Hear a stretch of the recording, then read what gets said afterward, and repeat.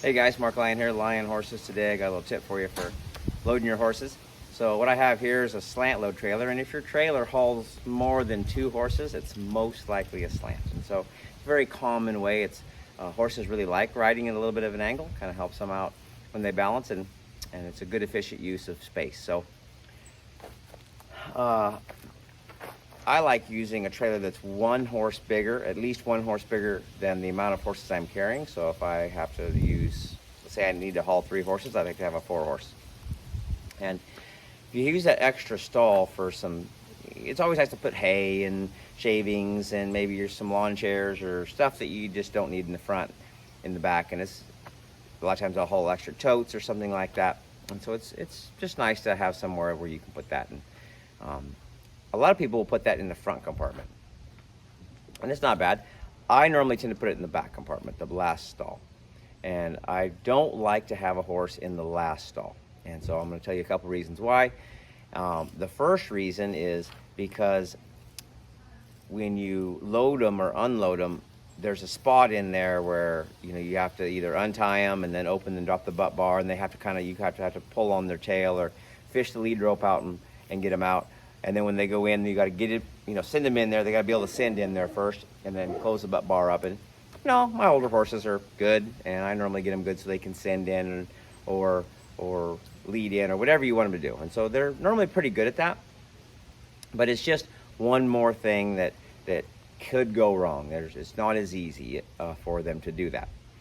So they have to kind of have some more confidence because you're not there to support them and help them. If you're in the second hole, you can have that divider open, you can get in there, you can tie them, you can step around them, shut the divider. So it's a little easier.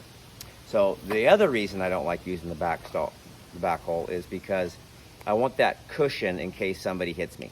So if you're pulling a horse trailer, normally our concern is more getting our rig stopped when we come upon traffic that's stopped. We're normally bigger and heavier than, like say, passenger vehicles and stuff like that. So we have to be more aware of stopping distances. But occasionally you'll have somebody that's not paying attention, or maybe it's a bigger truck, maybe it's another truck pulling a trailer, and they're not paying as much attention as they should or whatever, and they hit you from behind. And if you don't have a horse in the last stall, that gives them another 2 or 3 feet of crumple zone before they get to your next horse. So I like leaving the last stall empty, or I'll put some shavings or hay or something back there, a couple bags of feed or whatever, and I can just pull it out before I unload my horse. So that's what I like to do. The other thing is if I'm driving down the road and it's been a long distance or whatever, I like to be able to pull off on an exit or something and use the back stall as a restroom if I need to. And so that's another reason why I like that stall to be empty. You're not kind of crowding it with your horse. So anyway, just a couple reasons why I prefer to have the back hole in my trailer empty.